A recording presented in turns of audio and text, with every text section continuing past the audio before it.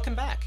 Hopefully, you had a good discussion with your colleagues about the anatomy of an article and the different places and the different parts that are going to go into your scholarly writing and publication. Now, let's get into timeline. Something important to consider are the milestones that are going to be part of your timeline, and I really do want to suggest that you write this down and you map it out.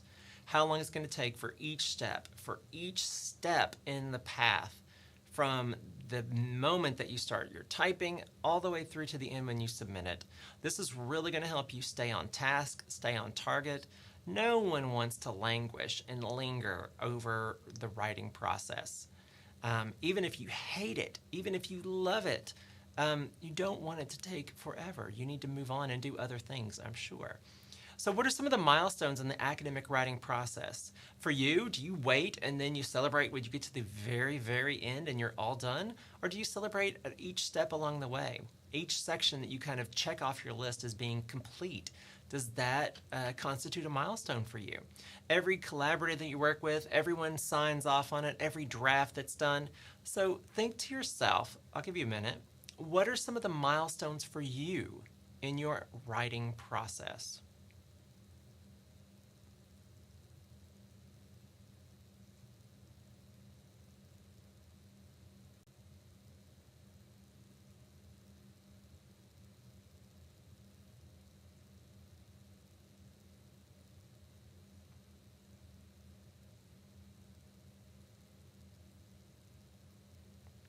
Excellent. Hopefully you were able to identify some different milestones that will constitute success for you.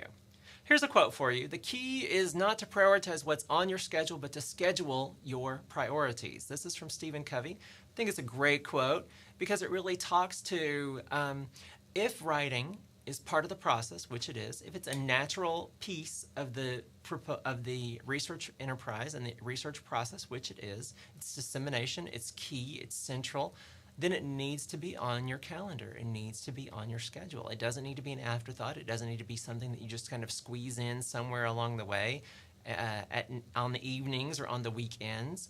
It needs to be something that goes on your schedule, and you need to be sure that you're including enough time to do writing and to do it well. So what's a typical timeline? Last time we talked about the different pieces of a proposal, of an article, and that different pieces are going to be different or difficult for each person. Now, most likely, if you submitted a proposal leading up to your research, you probably already have a protocol that you used, a scope of work, a timeline, all of those pieces that explain your research that you can now translate into your article. So a lot of folks start with that method section. They enter the results. They take their literature review. They add that to the introduction. And then the last pieces that they do are the abstract, the discussion, and then finishing up the introduction to kind of tie everything together. So how long does that take? Could it be a week? Probably, probably a lot longer than that. It could be months. So you want to be thoughtful about this in developing your timeline. So from the time you start writing until the time of your first draft could be months, depending on how much work you've done up front and how much writing you've done all the way through. Generally, after you finish the first draft, you'll go into an edit phase where you're doing an edit. You've got your co-authors helping you to edit. You may have mentors and other collaborators editing. You may seek the services of a professional editor to help you as well. Once you finish those first round of edits, then you'll be in your second draft. Once you complete the second draft and get it ready to go, it'll go back out for editing again. Revision, review, edit. A second iteration.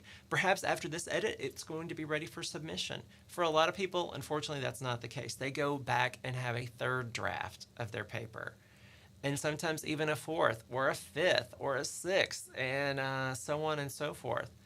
Hopefully you can keep it just to 3 drafts with a final edit coming after that, and then a submission version that you're going to send out for publication. Now you may have additional revisions and edits after you submit it, after it's been accepted, but those are typical. We're talking about the writing process at this point. So what does timing look like? We've alluded to this a little bit already. It could take months. It could be weeks, depending on how many authors are involved and how detailed the research is. It could also really depend on what the publication is looking for. If they say, the maximum we're going to publish is 8 pages, it could take you months and months just to write 8 pages, to refine and refine and refine and edit everything down to 8 pages. It could be a very easy process. Some people, unfortunately or fortunately, are better at this than other folks. So you've got to look at the timing for yourself and figure out what works for you.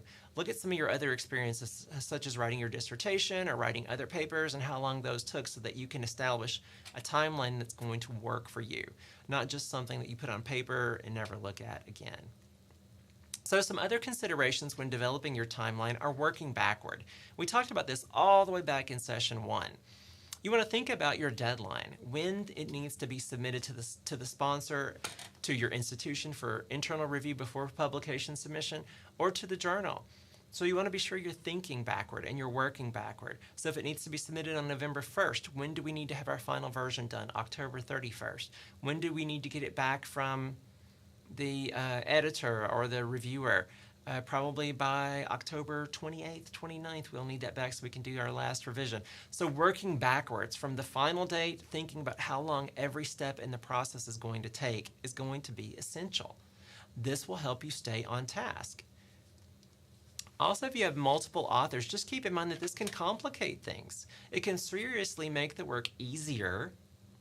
More workers can make the job easier, more people working on it, less for each person to do perhaps, but it can also make things more complicated, because you want to make sure that all the authors are reading everything, that they're all in agreement on what it says and how it says it, the way it says it, and that they're happy with it. So you kind of got a catch-22. Less work for each person because everybody's doing something, but more work and more labor over the thing that you're doing because you have so many people contributing. So be mindful of that. And again, going back to what we talked about in session 2 with authorship, make sure everyone knows what their job is, what their role is in the process. And know that they have certain deadlines that they have to meet, and you have deadlines that you need to meet. And you want to be realistic with those deadlines so that you can achieve your goals and you can get this submitted in a timely fashion. Writing is probably going to take longer than you think. If you sit down and go, oh, it's only going to take a few hours, add a few hours to that, double it perhaps, so that you make sure that you have enough time to do all the work that you need to do, so that you have a good manuscript that will get accepted for publication. So what I want you to do now in your groups is talk about what you think a reasonable timeline is. Base this on your past experience, base this on your work with your collaborators. How long do you think it's going to take to achieve your goals for scholarly writing and publication? As always, if you have questions or comments, feel free to reach out to me. My email address is here, and good luck with your publication.